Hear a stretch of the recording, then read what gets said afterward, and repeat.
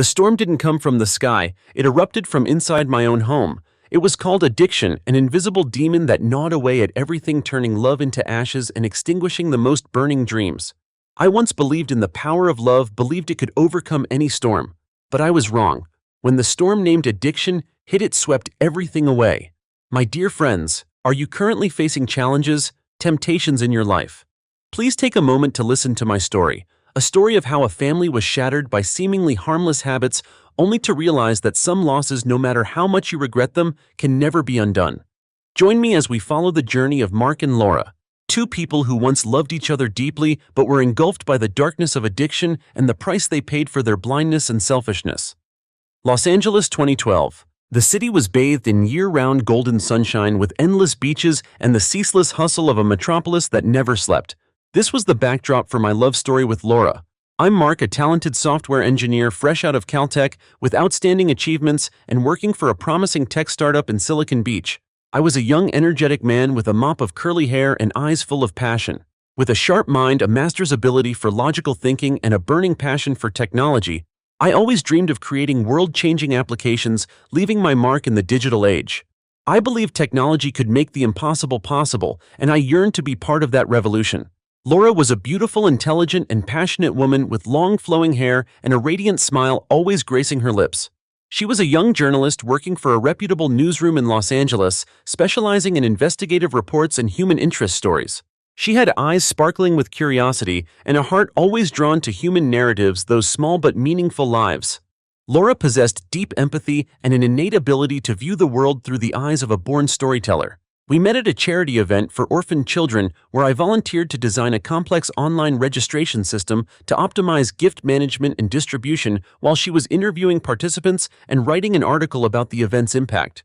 We talked about dreams, aspirations, work, and even the small things in life. I was captivated by her intelligence, compassion, and strong personality, by the way she spoke passionately about the stories she wanted to tell the world.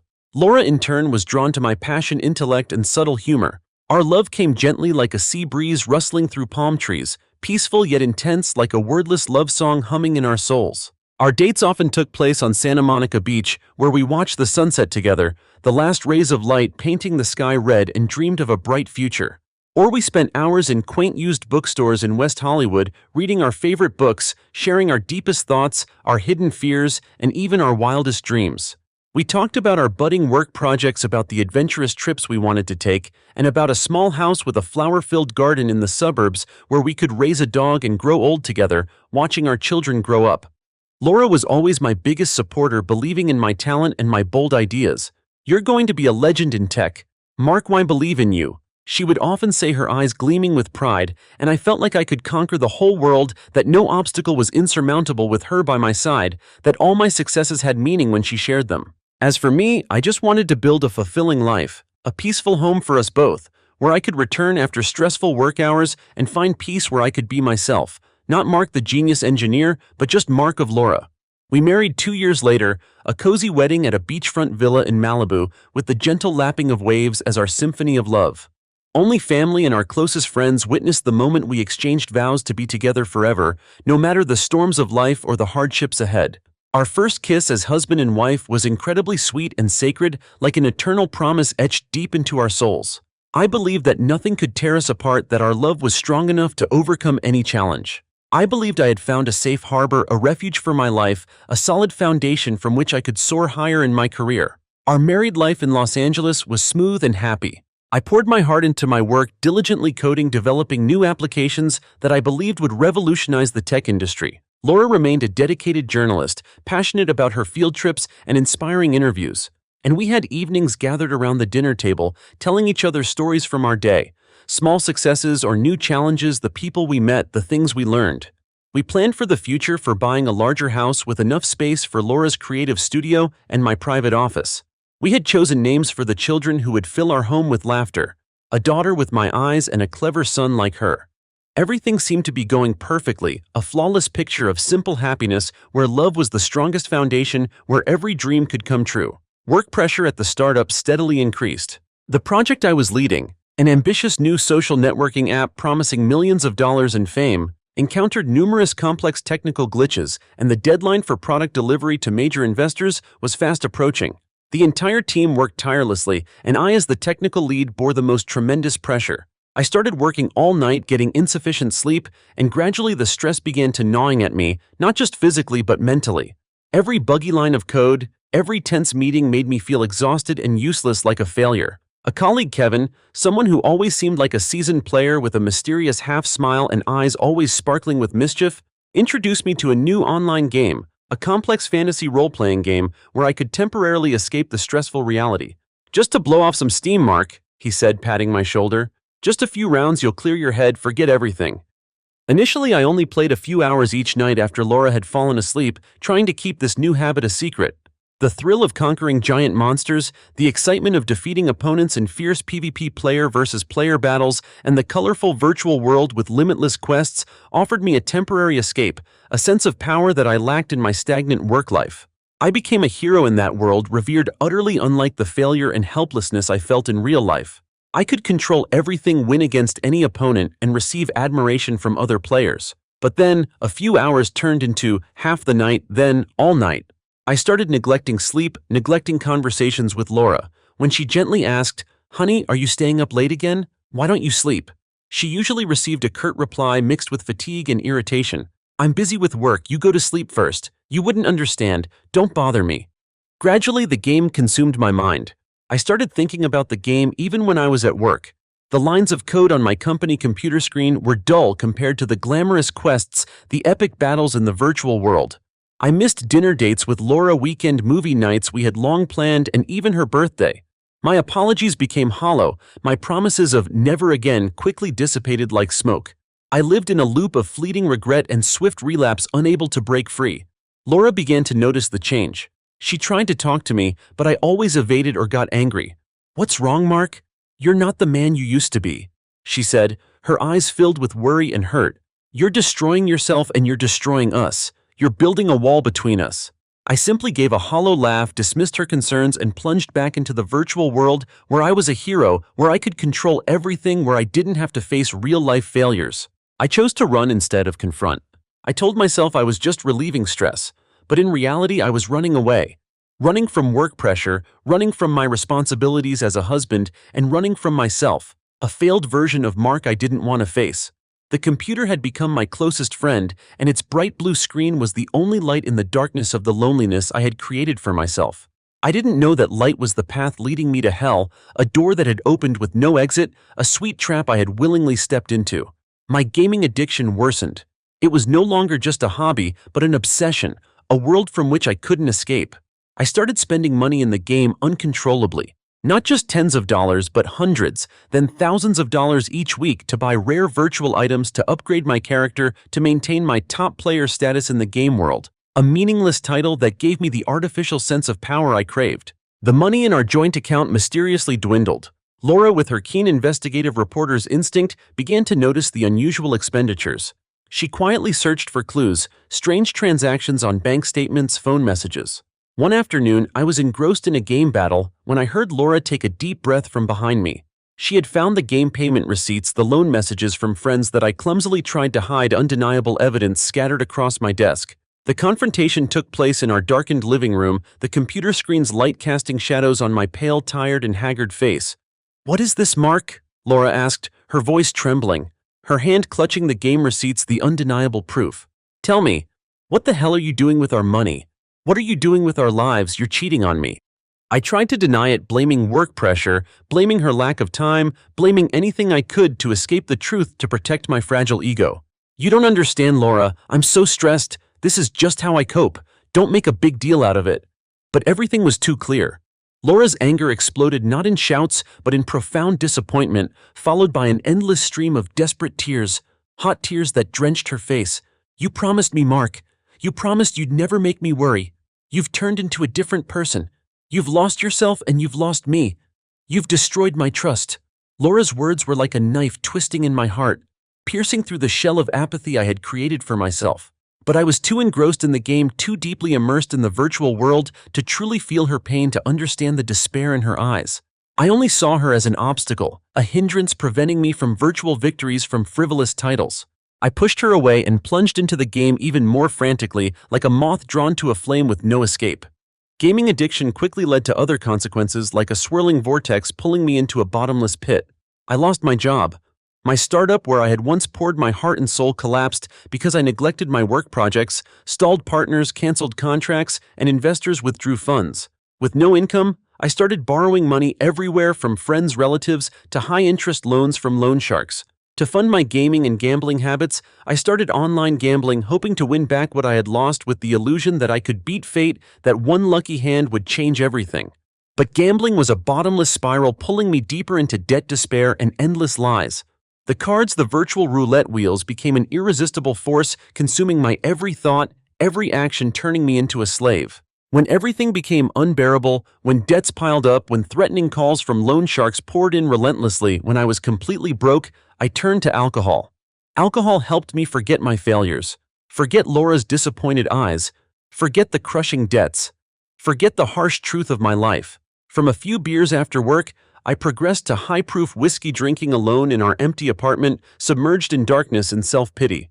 Alcohol became a toxic sedative, killing my reason and emotions, turning me into a hollow shell. Laura tried to hold on to me with all her might, with all the strength and love she had left. She sought out my friends, looked for help from my family, though they too were helpless and disappointed. She took me to therapy sessions, addiction support groups, even sought out leading experts in addiction, the latest treatment methods. She pleaded with me to change, to become the Mark of old, the loving and passionate husband. She cried, she begged, but I was too far gone. Crystal meth, a powerful stimulant, came to me as a final solution, a dark escape from the pain, a door to hell. A friend I knew in the gambling underworld introduced me to it. It brought an intense euphoria, helping me forget everything, every burden, every fear, every regret. That was the peak of my downfall, a point of no return. I had become a demon, completely controlled by my addictions, and the light of love had completely faded within me, leaving only darkness and emptiness. One fateful evening, Laura came home earlier than usual.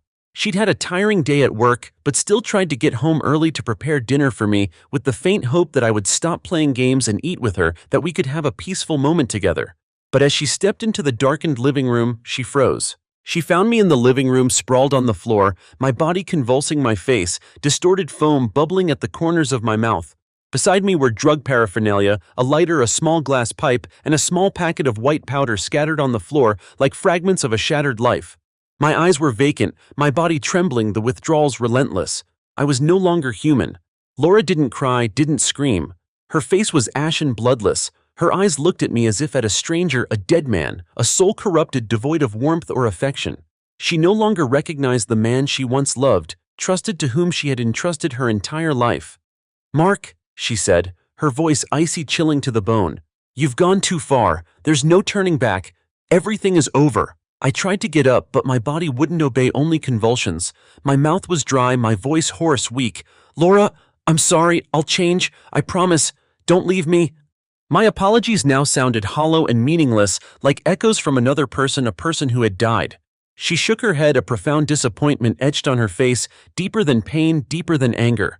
"No, you won't change. You've promised too many times, Mark. Hundreds of times, thousands of times. You've lost everything we had, little by little. You've lost yourself. And worse, you've lost our child." My heart stopped. The world spun, everything around me seemed to collapse. "What, our child? What are you talking about, Laura? You're joking, right? You're trying to hurt me, aren't you?" I stared at her, not understanding a single word, my mind blank and bewildered, unable to believe what I had just heard. Laura stepped back, her eyes red but still maintaining a heartbreaking firmness, like a living statue, a woman who had endured too much. "I was pregnant, Mark, 3 months ago. Do you remember the day I excitedly showed you the ultrasound results? I waited for you to come home, prepared a special dinner, and I placed the ultrasound picture on the table. I hoped you would be happy, that you would hold me tight. But you were too busy with your damn game to care to look into my eyes, to read the joy there. You were too drunk to notice my immense happiness.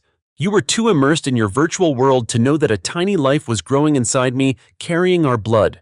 A horrifying secret had just been revealed, striking me like a fatal blow, stronger than any shock I had ever experienced. I remembered that day, an evening I had just lost money gambling online and was drowning in alcohol and anger and self-pity.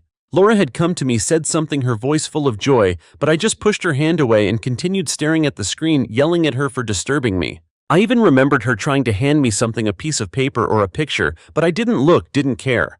I never knew it was the first ultrasound of our child, proof of our love and hope. And then, Laura continued, her voice breaking, choked with sobs, as you sank deeper into drinking, gambling, and then drugs, I was terrified. I went to the hospital alone on a rainy night with overwhelming fear, with a broken heart.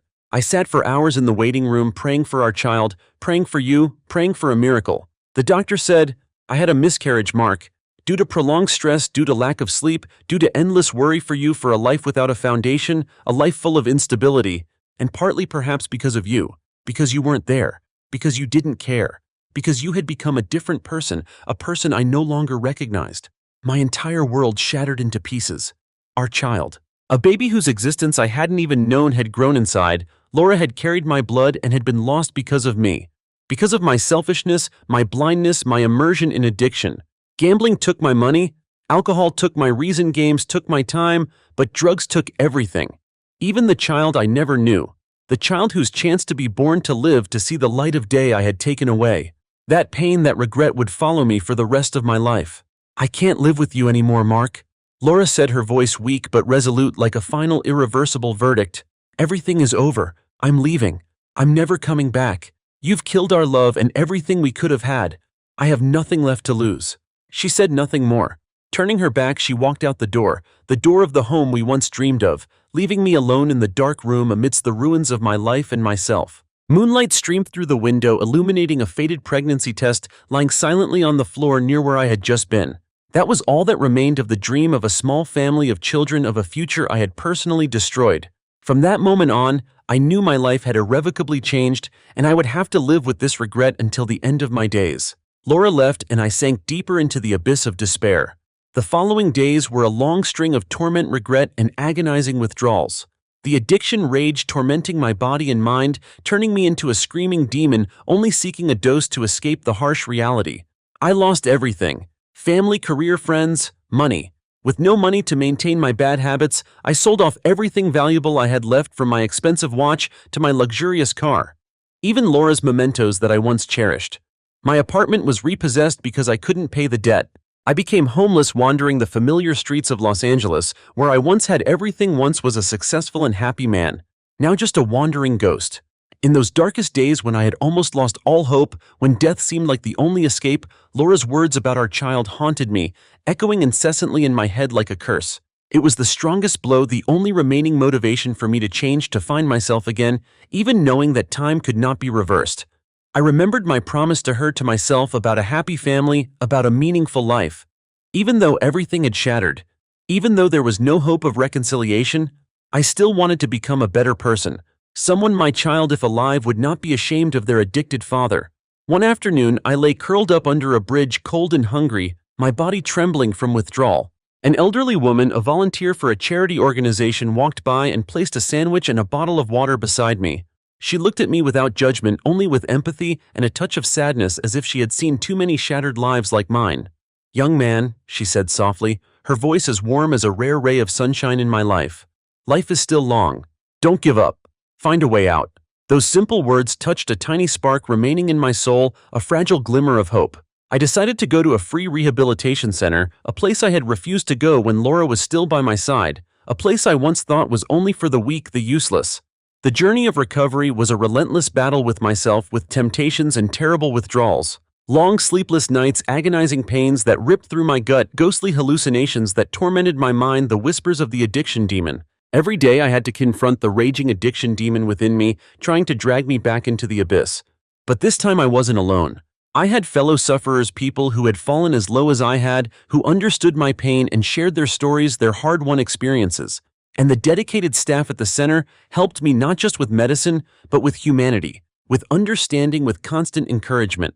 I told my story, the story of Laura and our unborn child, and I etched that pain deep into my mind, turning it into the strongest motivation to overcome everything, to atone for what I had done. I learned to recognize my weaknesses and to face them bravely. After 6 months of tenacious struggle, I was free from drugs, free from alcohol, and had completely quit gambling. My body gradually recovered, my mind became clearer, like a person reborn.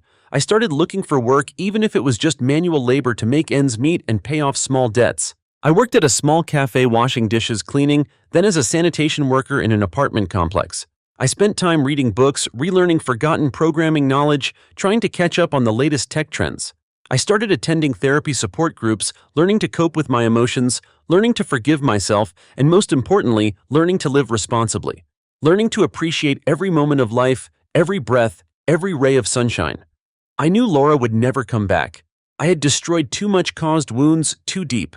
But I still wanted to atone, even if only a small part. I sent a small portion of my meager salary to a charity supporting women and children in difficult circumstances as a way to remember my child and for Laura to know that I had changed, that I was living a more meaningful life, a life no longer immersed in the darkness of addiction. I wrote a long letter telling her everything. All my pain, all my regret, every line soaked with tears, but I never sent it. I was afraid to disturb her peaceful life, afraid that my presence would only cause her more pain, afraid that I would hurt her again.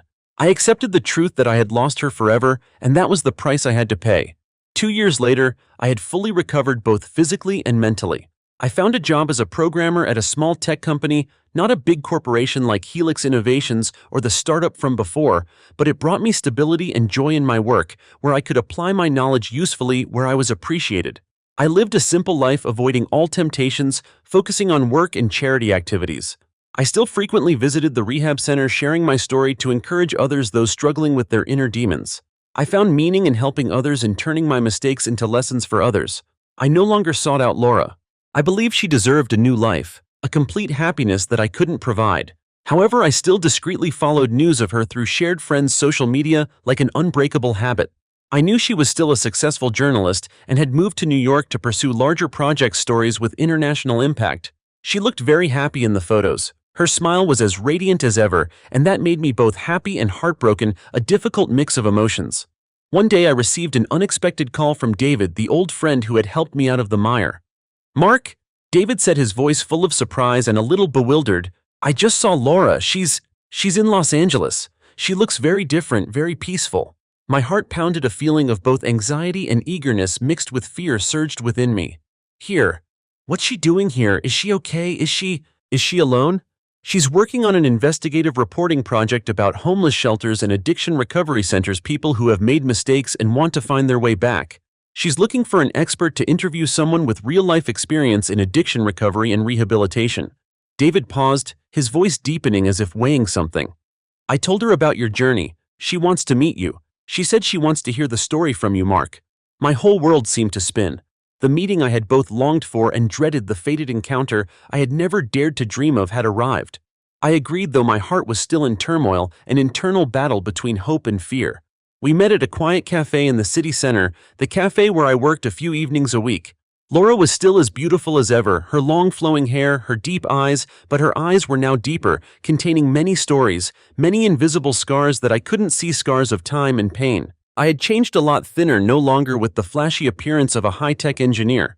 My face had more crow's feet wrinkles from time and harsh experiences, but my eyes now held the resolve and peace I had regained. "Mark," she said, her voice no longer cold as it was on the day of our divorce, but full of caution mixed with a little confusion and curiosity. "David told me, I'm really surprised by your change. You look very different, very mature." I told her about my journey, about the agonizing days in the hell of addiction, about the rehab center, about my current job, and about how I had found myself again step by step from shattered fragments.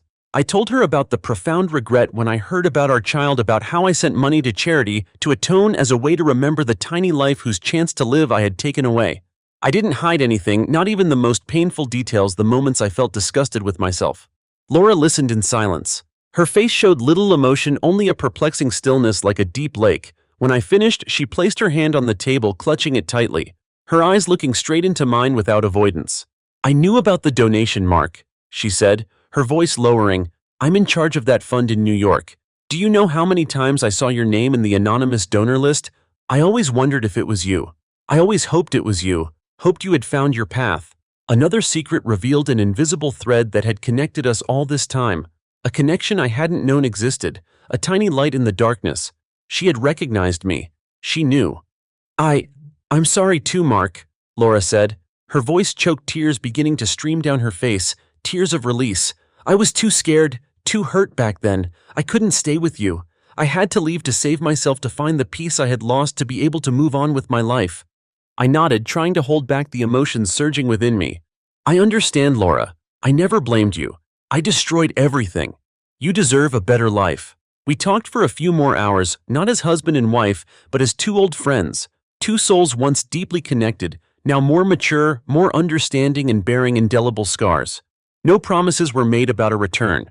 No miraculous reconciliation happened. We had too many scars, too much hurt, and time had created too great a distance to fill. As we stood up to leave, Laura looked at me. "Mark," she said, her voice soft, but her eyes held a glimmer of light I hadn't seen in a very long time, a glimmer of peace and acceptance. I'm very proud of you. Truly. I'm glad you found yourself again. I hope you continue to live a meaningful life." Laura's words were the first ray of dawn after a long dark night in my life.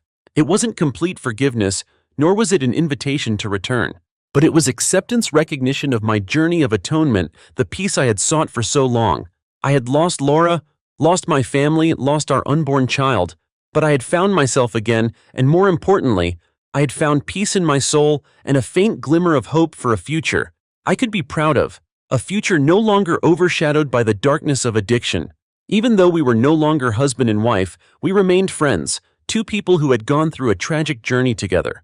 I learned that addiction not only destroys a person, but also destroys the most precious relationships, and that sometimes the price of regret is too high, but it's never too late to find yourself again. I lost everything, but I got myself back, and that's what matters most.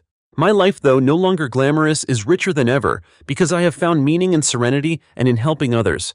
I know my journey is still long, but I am ready to face it with a healed heart and a reborn soul. The story of Mark and Laura is a painful reminder of the destructive power of addiction on marriage and family life. It shows how seemingly harmless habits can turn into a vicious demon, gnawing away bit by bit until there's nothing left to lose, not even the most sacred things. But it's also a story of hope, of atonement, and of the human ability to rise from the deepest abyss to find light again in one's life. What do you think about this story? Does Mark deserve Laura's forgiveness, or was her pride in him all he could hope for? Can relationships destroyed by addiction truly be mended, or are there some losses we must accept, then learn to live with and move forward?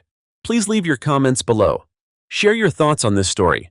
Don't forget to like, share, and subscribe to the channel so you don't miss our next compelling stories. Thank you for listening. See you in the next videos. Goodbye.